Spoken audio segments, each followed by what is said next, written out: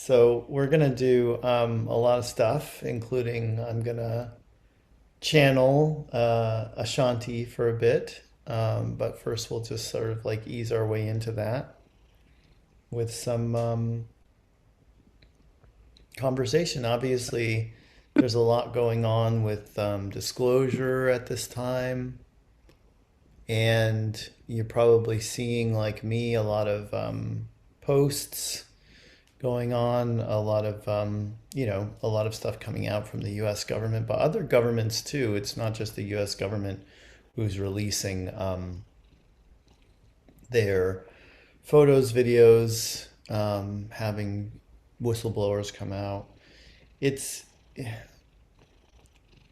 we're not beyond the point yet where we still have like some fear-based kind of narratives out there about ETs, where now, of course, not everybody who's ever had an encounter with an ET would say that it was pleasant or something that they welcomed. There's still people who have their fearful responses to extraterrestrial contact.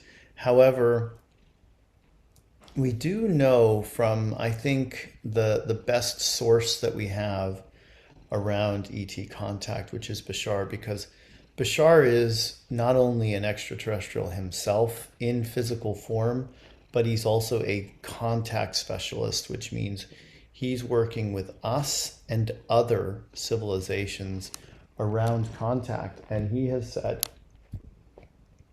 to us that, we are protected.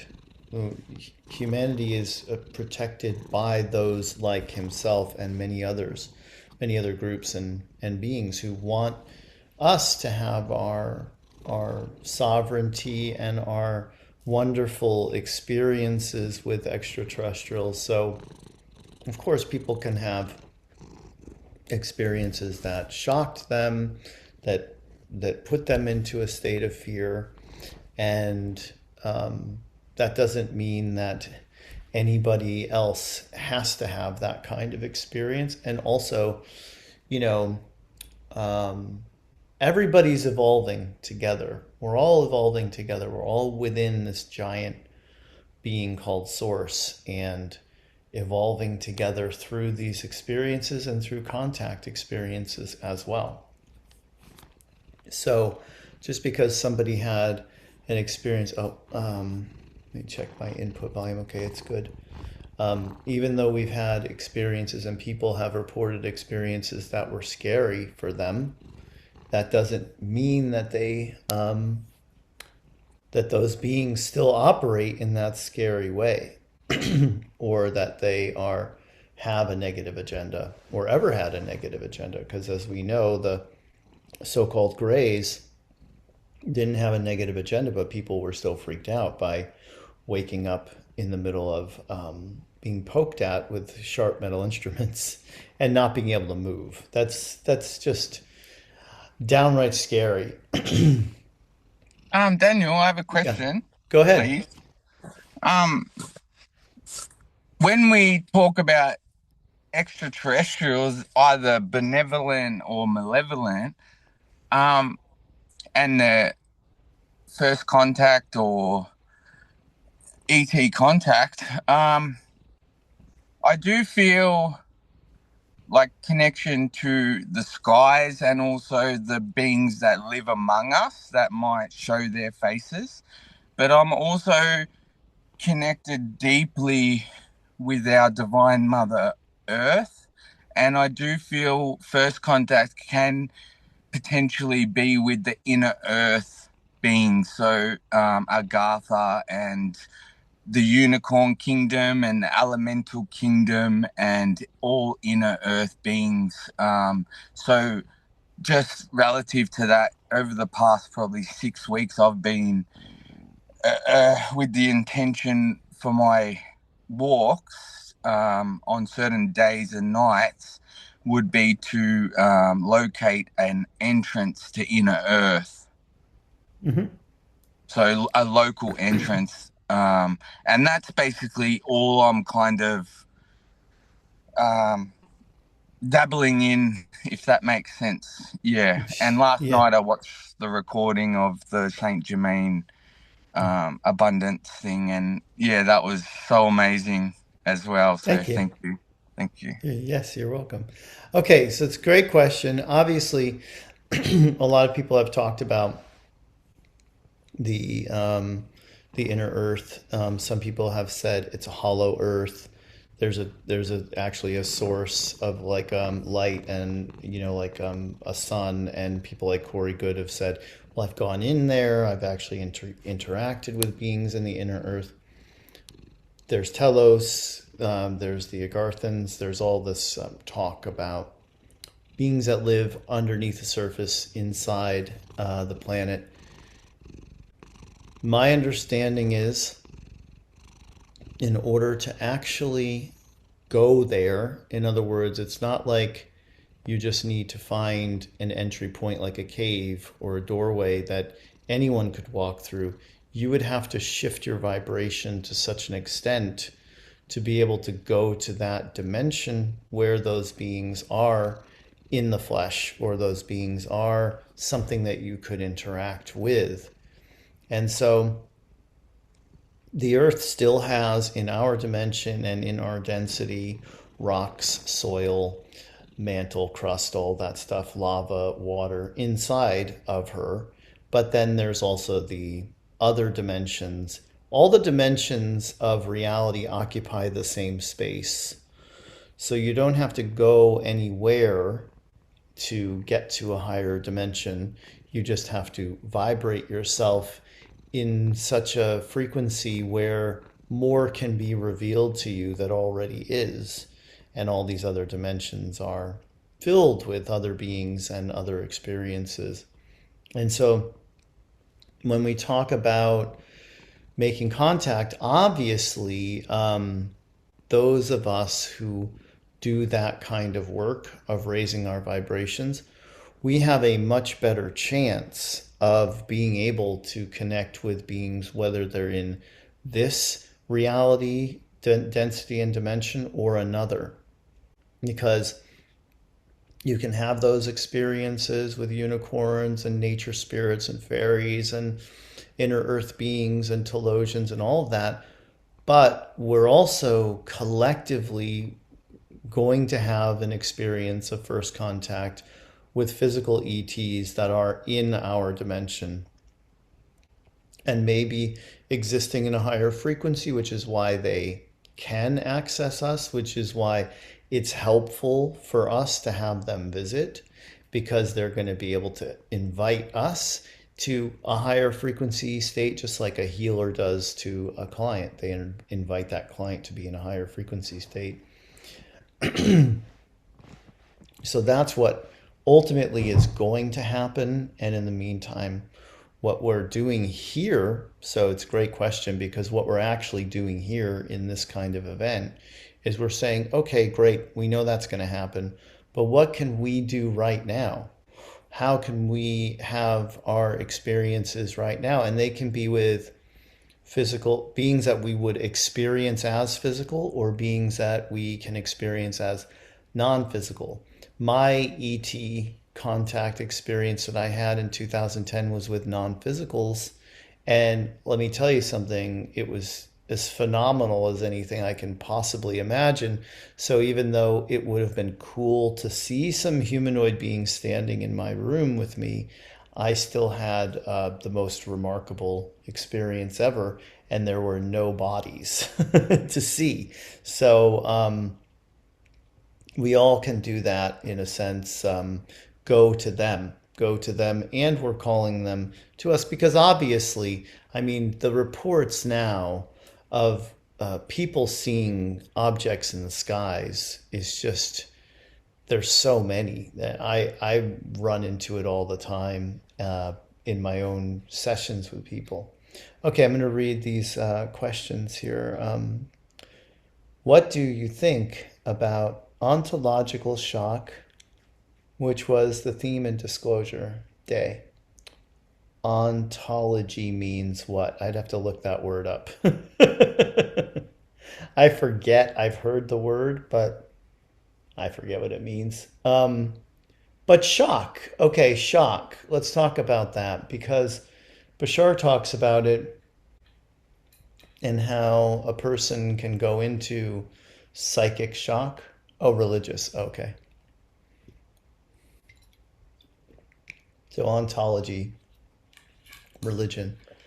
You know, the thing is, I did hear Bashar say in a recording I listened to recently, there won't even be any religions in like 20 or 30 years, or something like that. They're all gone. So like it's sort of like people, freaking out about AI or freaking out about anything, cell phones, anything that's come along, because it's changing the world. The change in the world that we live in has to be something that we either adapt to or not. So every Christian could say to themselves, I still consider myself to be a Christian even when the ETs arrive, because I can see how the teachings of Christ are still what's important. And I can still strive to live by the teachings of Christ without having to have a pope or any kind of figurehead tell me what's true and what's not true about my reality. So it's up to them to adapt or not stick around. Are the collective still saying that there will be hovering in the second half of 2026? I think it's always been either end of 2026 or towards the beginning of 2027. So it's never been rock solid of a date. And also, somewhat eerily, Bashar has said that it's going to be for a reason. It kind of sounds like they're going to be having to intervene in some way and stop something bad from happening because, I mean, just look at the state of the world. I mean, it's just, it's crazy. So yeah, it's not surprising that they may have to come stop a nuclear war or something. Um, because I mean, we're just, there's just so much craziness. How much does diet affect that? Well, it's a good question because diet, it's sort of like a circle or a cycle. Like what foods you feel attracted to are a result of what you're vibrating, and then what your foods you're eating can affect your vibration too. Like if I just sat and ate a half a Domino's pizza, I would probably not feel like doing anything for at least a day. Seriously, because it'd be such a shock to my system to have that kind of food in me, or McDonald's. And I actually know this from experience because when I was into all things having to do with weightlifting and diet and all that stuff, because I was a personal trainer for a while, I would occasionally read an article in one of these muscle and fitness type magazines, and they'd say, it's okay to have McDonald's every once in a while. It's okay to have Domino's. And I tried it, and this was back in the 90s. This is before I knew about so many things that I know about now. And I tried it, and I literally just like could not eat for like 12 hours, like I just didn't feel good at all. So that's how diet is like a part of this. It's like, well, the other thing is you're going to you're going to be attracted to foods that you believe are bad for you if you're already feeling bad, emotional eating, all that stuff. So we really need to take care of ourselves in all ways, and the body's part of that. Oh, okay, Joan. It means what happens when humanity finds out that things aren't what we've been told. Well, the shock of it will wear off. And think, people have experienced way worse than this in their lives, and they somehow soldier on. People have experienced incredible traumas on Earth, and they somehow find a way to live through it. But in this case, what's interesting and what's different, what I love about Contact is it's a global event. So you can talk to anybody about it in the same way you could COVID. And there may be two camps along the ET contact spectrum too, where some people are saying it's real, some people are saying it's not real, some people are saying the government's doing this and they should be doing that, and other people are saying, no, I'm fine wearing a mask and just, not doing all the things I used to do. Like it's going to probably run the gamut in terms of, but I think people will be open. I hope people will be open to changing their beliefs, changing their opinions about what's happening, um, to help unite us. Yeah, yeah, that's what Ashanti just said. After the last CE-5, I set an intention to experience a visit in some way. Just before I went to sleep, I felt a breeze in my left ear and then a tingling around my in my left ear, tingling sound in my left ear. It made me smile and laugh. I asked if it was a visit, and if so, do it again. And they did it again. Great. That's great. So, yeah, I mean, we can get this kind of proof now for ourselves. Um, it can come pretty easily, pretty readily to us because this is the time. It's the time of awakening. It's the time of contact.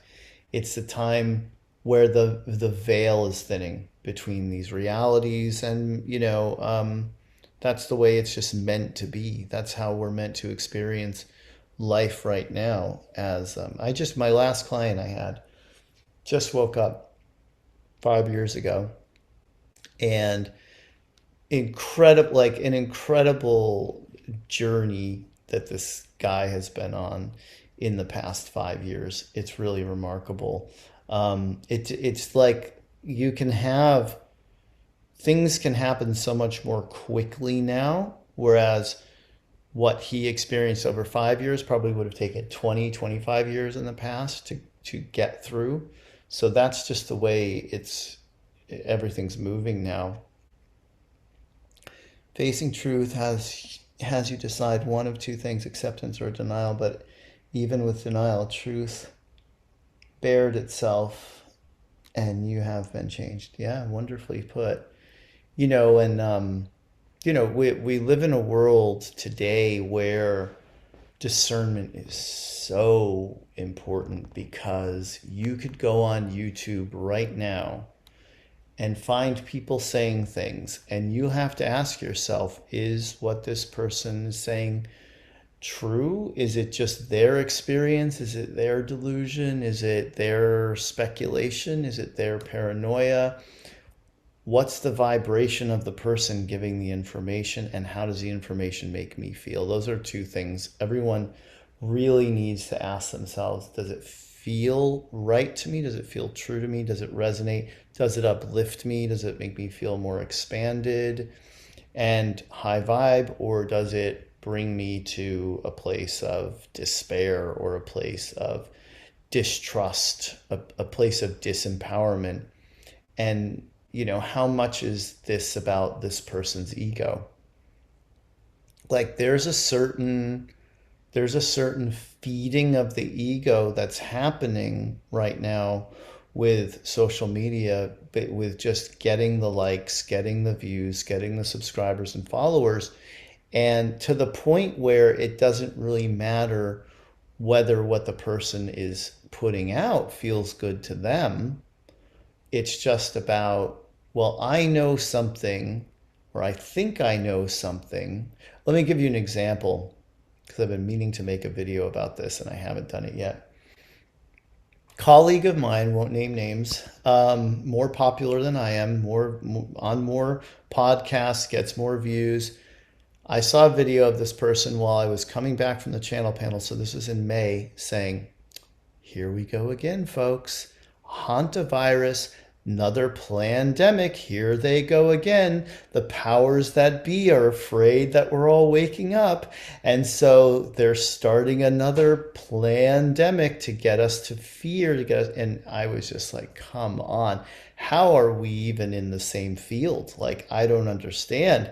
how you can just put this out there and not put a disclaimer on it that says, and we're all creating our reality, and we're even creating the governments and media outlets and everything that would be doing the selling of this as a another global scary situation. So there's none of that. There's nothing empowering in the message at all, other than to say we know something that they don't want us to know, and that's not enough for me to qualify as good information, because anybody can say anything if there's no proof, if there's no smoking gun, if you're not standing in that room where that meeting is happening, then you're just speculating. And that's what a lot of people are more than willing to do on the internet right now. More than very, very willing to just speculate, draw relationships between things that have no real connection and say it's cause and effect. So we have to all look at everything that comes across our feeds now as like, well, this could be something. As we watch the videos that have been released, of course, you rarely will just watch a video without having somebody commenting on it, right? So they're commenting on it from their perspective. If they're a military person, what's the first thing they're thinking? This could be an attack, right? They have to. If they're in the military, they're not just going, "Oh, cool." They're thinking this could be Chinese, it could be Russian, this could be some kind of new technology that somebody has. They're trying to get us, and then you can extrapolate that from other countries in the U.S. in the world to other worlds and beings that might be out to dismantle some aspect of our military, the military, I should say. I'm not in the United States anymore. So, yeah, these are some things to think about when you're looking at all the information that's being given. And obviously, too, let's just be real and honest about this. The people giving us the information know what they're doing, and they know they have to do it in these little drips and drabs. So it's not like they're just saying, here's everything that we know, here's everything that we have. It's more like, we'll give you this much. This is a taste. First, we're going to show you some orbs and things, and some of things that are obviously ships, but then it'll continue to build in what's being put out, and it's going to keep us focused on this ET stuff. And in some ways, of course, that makes us feel like, too, we need someone to potentially protect us or to tell us what's happening. So, there's this is my problem that I've always had with disclosure, is the agenda, because we know now that not everyone in Washington, D.C. is just thinking about what's best for everybody. We know that, so we have to be able to say, okay, let's look at this from a broader view of, well, what does this do? How does this help? Does this lead to more of a conversation about consciousness? Ultimately, the thing about ETs is that, of course, I'd say the majority of people also don't get, is that ET contact is ultimately about the expansion of consciousness, period. Full stop. It's not about an invasion, an enslavement. It's not about sharing of technologies, just helping us with med beds and cleaning up the ocean and all that stuff. It's really about how we perceive ourselves, our universe, our place in it, our relationship to other beings and other celestial bodies and all of that. And that's about expanding consciousness. So when you see someone talking about that, and not just spreading information for the sake of spreading information and speculation and potentially fear, then somebody in particular, who is great at this, is Lisa Royal Holt. And at some point, I want to ask Lisa to join me for one of these because she is like the contact person. She's like up there with Stephen Greer as far as I'm concerned in terms of like 40 years of experience channeling ETs and taking people out into the desert in Arizona and doing work on Mount Fuji too, which is another one of those like big vortex points, chakra points of the earth. So in fact, I'm pretty sure at some point Ashanti is going to say our ship is above Mount Fuji. That's my guess as to where Ashanti is. You may not know this, but Bashar's ship used to be over Cairo. So that's the chakra point, the pyramid, pyramids of Giza, kind of Giza Plateau area where he used to hang out and just bombard that vortex with energy. And now he's over Sedona and Bell Rock.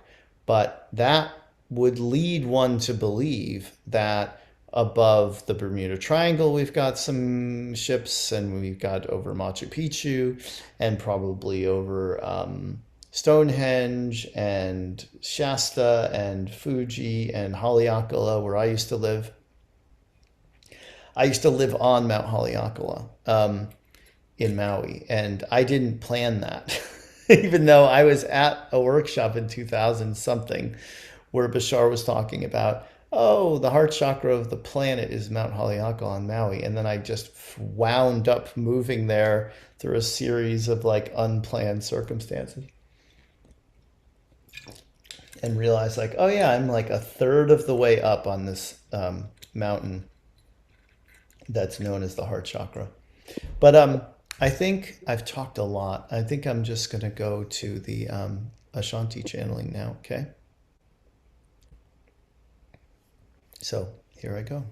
So we have some time, because who knows how long it will take. I certainly don't. I did the channeling yesterday. It was like 5 minutes before she spoke. Okay. Here we go.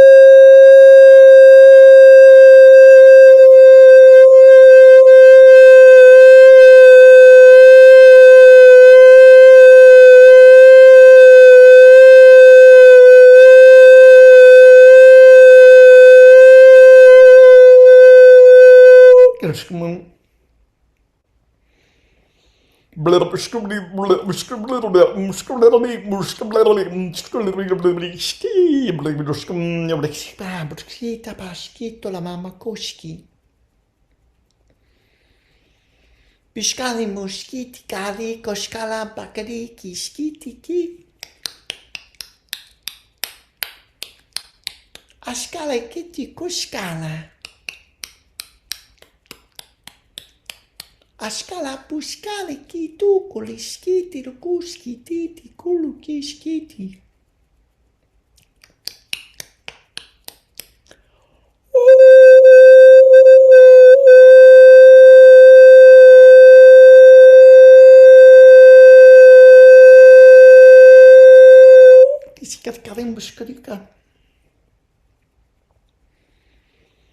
Iskari kulum, iskiri kuli kiti tulukuskiri kiri kulum pekiskiri urukiri tirukiskiri kuli tirikiskiri kiti rukuskiri kiti kiti kiti kiti.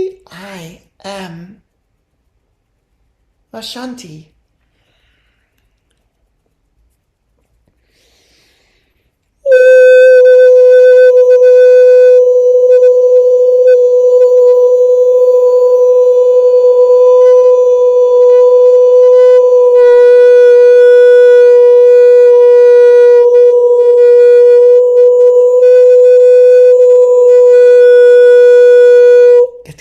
Kalukam Parakitula Mashki. I am Sassani. You are earthling of earth, human. Yes, you are also hybrid.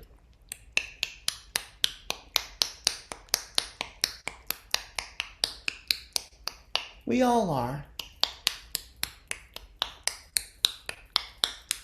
hybrid.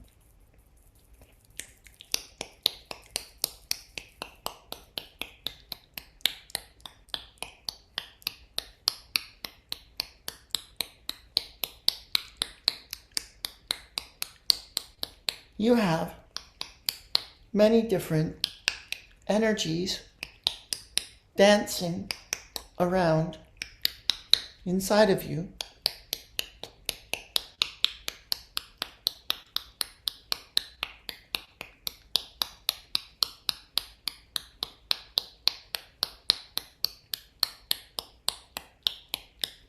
Which makes you wonderful candidates for contact.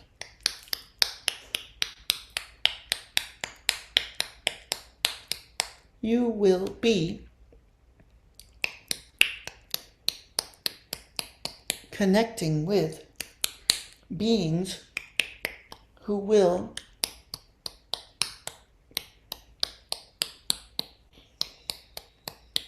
activate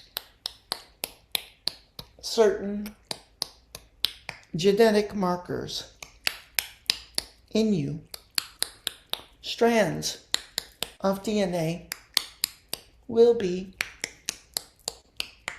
reattached.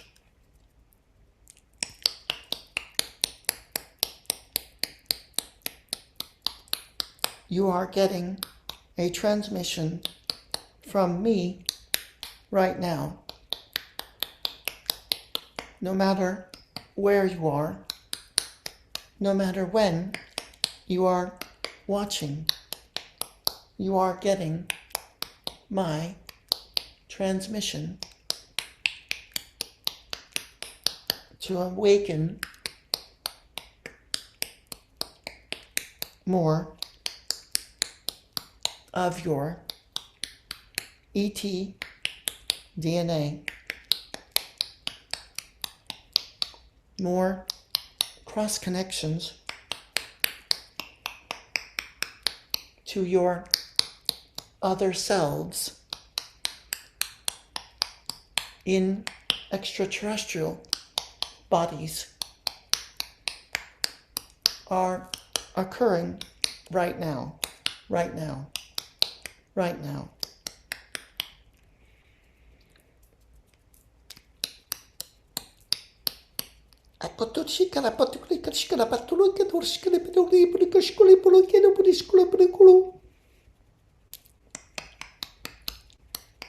Light language gives you activations.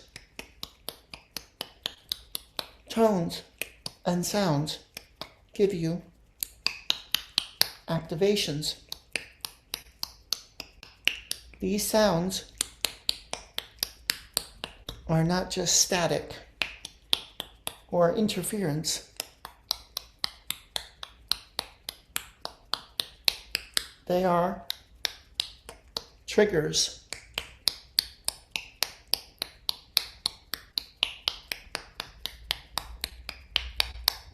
Let yourselves be activated.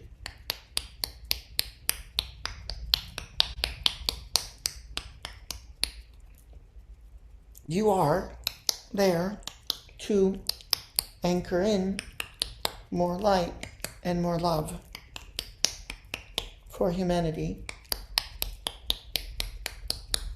and to build bridges between humans of Earth and other beings throughout the universe. You are taking the right steps.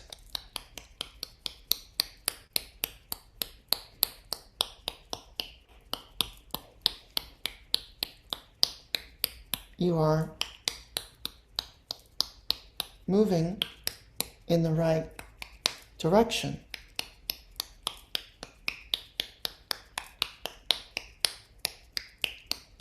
Just keep moving forward and trusting that you are getting what you need, and never anything that you don't need.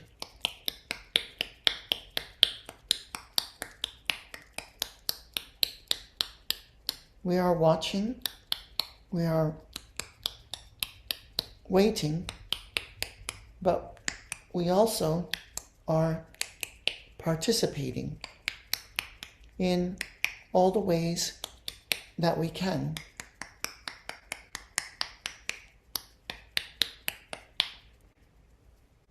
You are open to contact, and we appreciate that.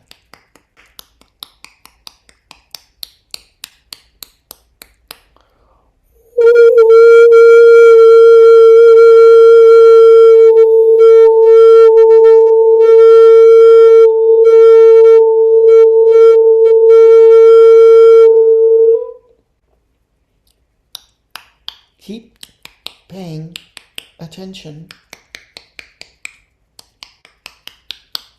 Keep opening up. And keep being willing to connect to us, to the animals, to the trees, to the flowers,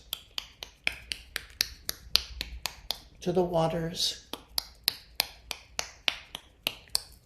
to the wind, to the rocks, to the soil, and of course, to each other. As you connect, you put out the vibration of connection. Connect to your heart. Connect to your soul. Connect to your other selves, your higher self, your oversoul, and you facilitate contact with the ETs who are coming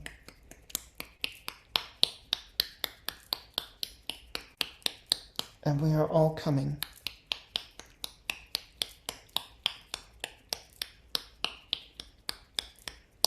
I am in my ship above Cairo now, not Mount Fuji. Although I have been over Mount Fuji, and of course Mount Haleakala.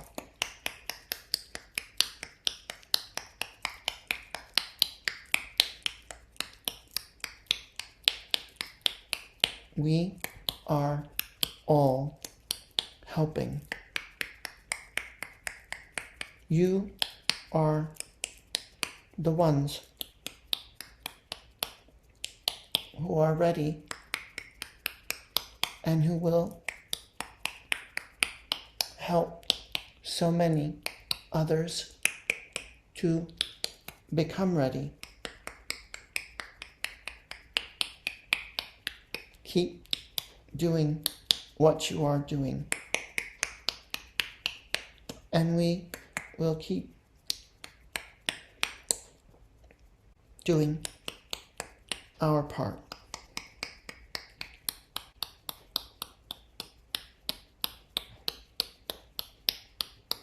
We love you. I love you.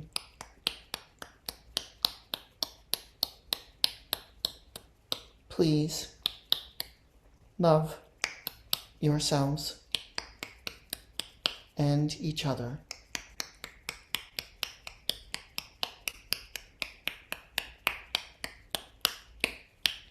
Goodbye for now.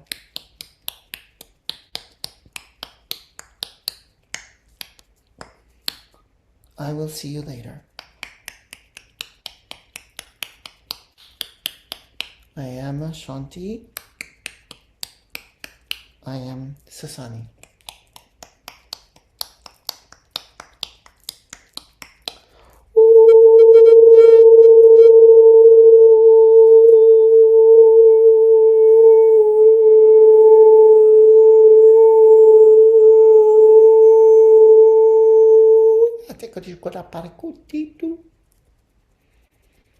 Bye, everybody.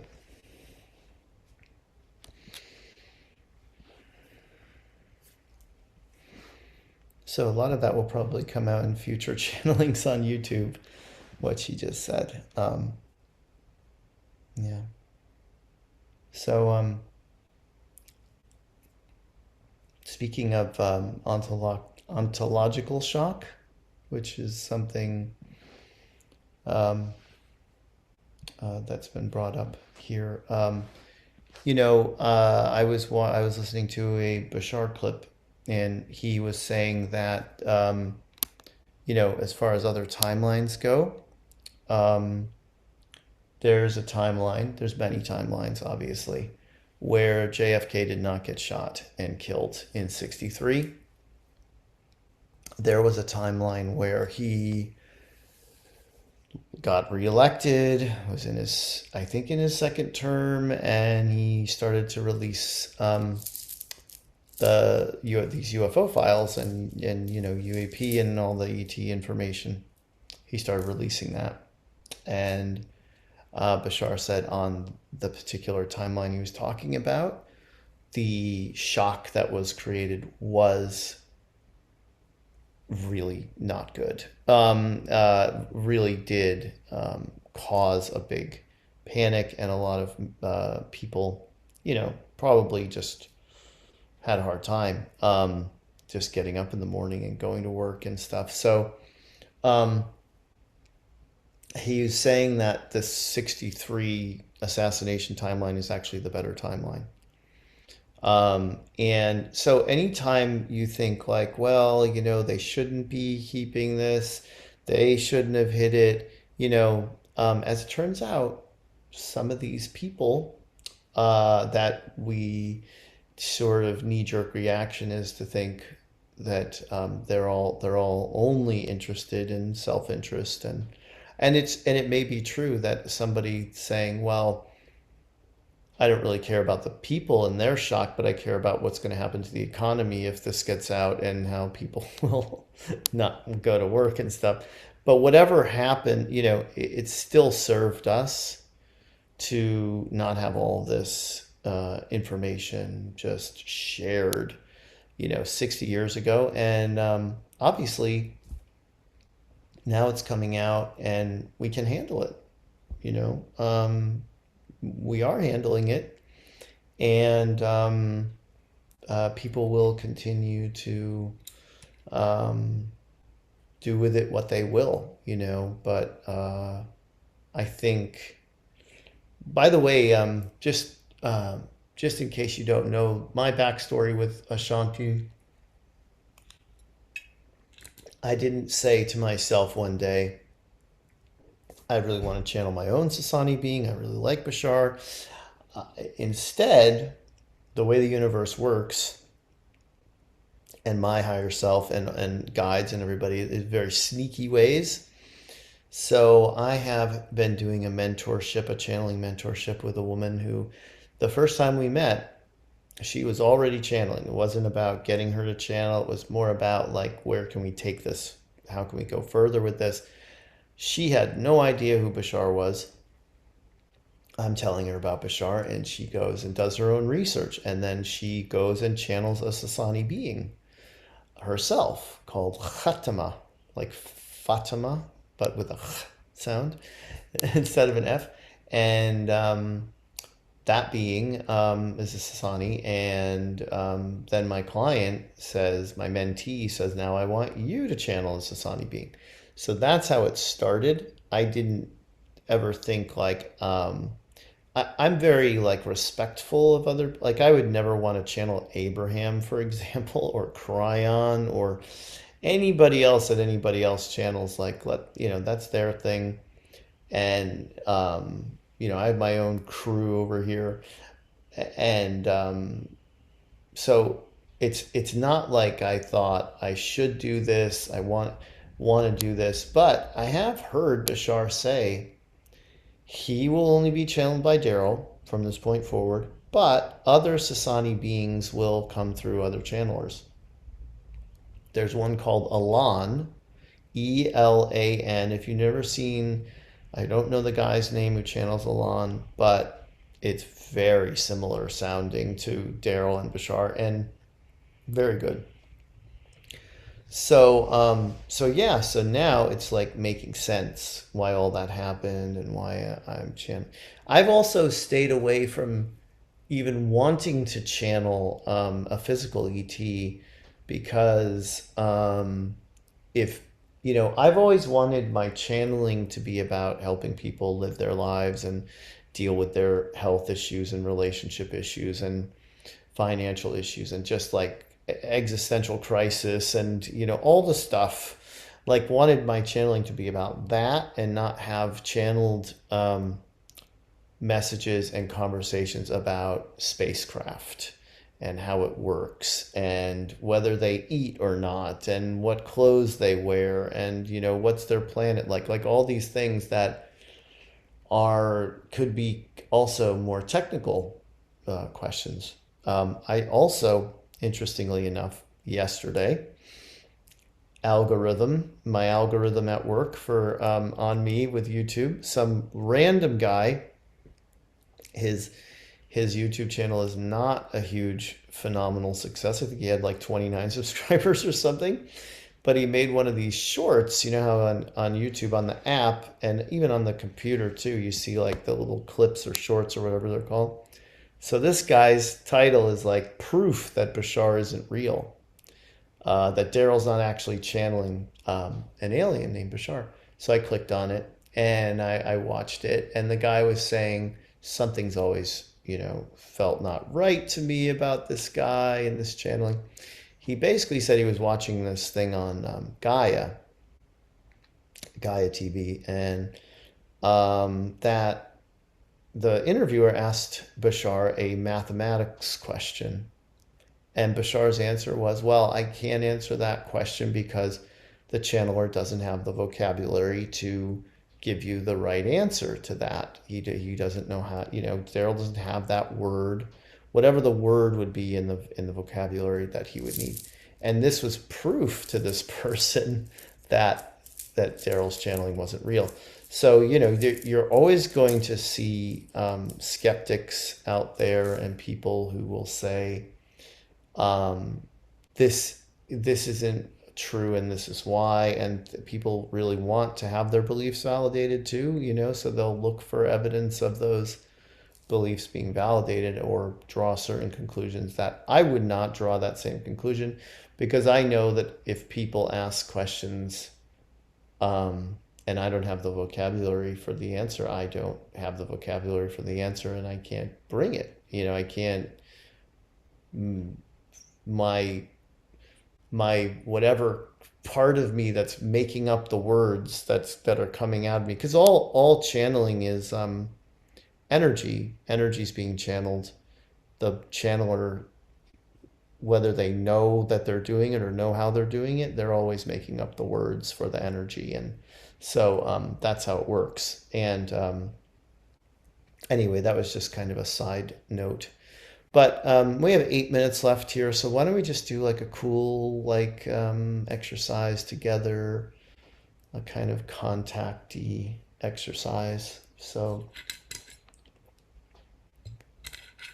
everybody get comfortable and relax and close your eyes. Focus on your breathing.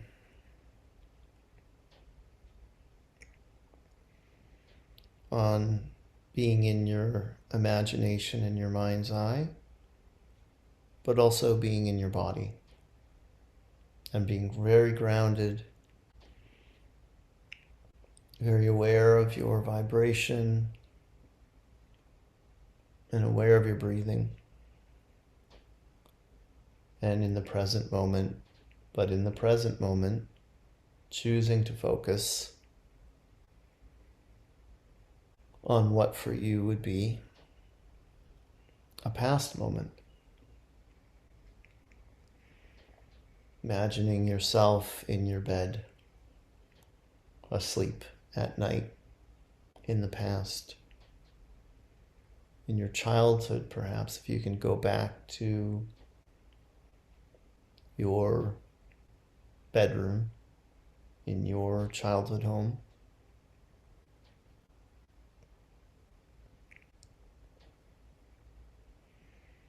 And see yourself asleep in your bed, in your pajamas.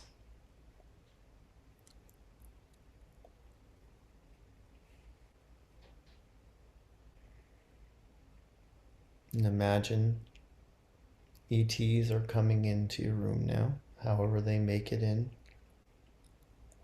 whatever they look like or looked like at that time.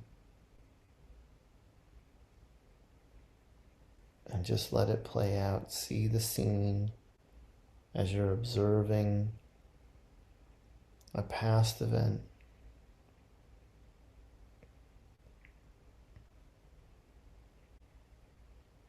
Something that you may think at times during this, I'm just making this up, but just let yourself make up whatever you make up, if that's the case.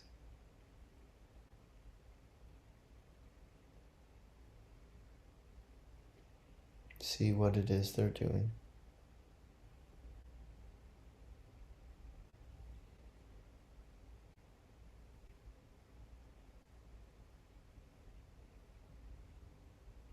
And watch yourself. Observe yourself.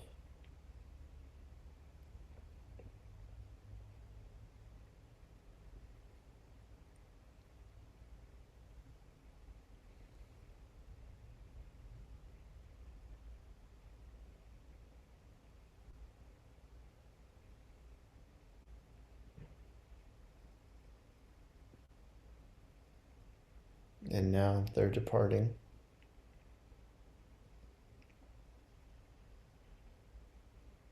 And you're sleeping in your bed still.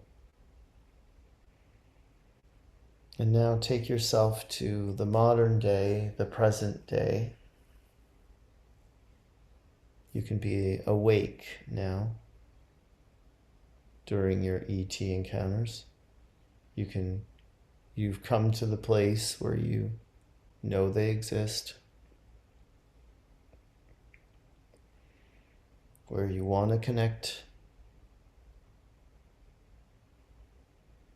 and you feel comfortable connecting, confident connecting. And just see yourself, picture, imagine a scenario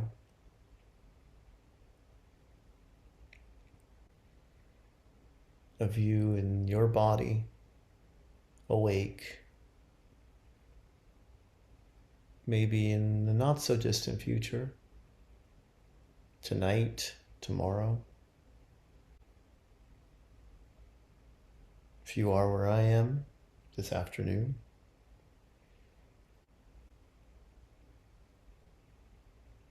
and see, imagine an ET contact experience that you know you could have, that you know you want to have, and showing yourself in your mind's eye, in your imagination, what that could be, and what you could get out of it.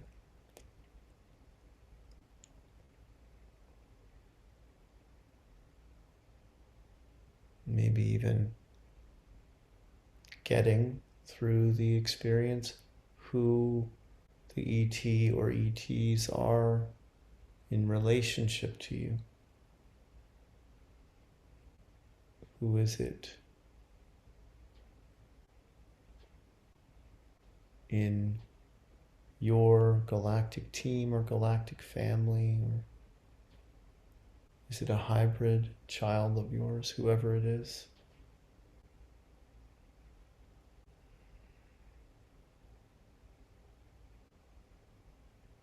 Allow yourself to imagine the kind of experience you want to have, the kind of being you want to connect with, and what it would look like and feel like.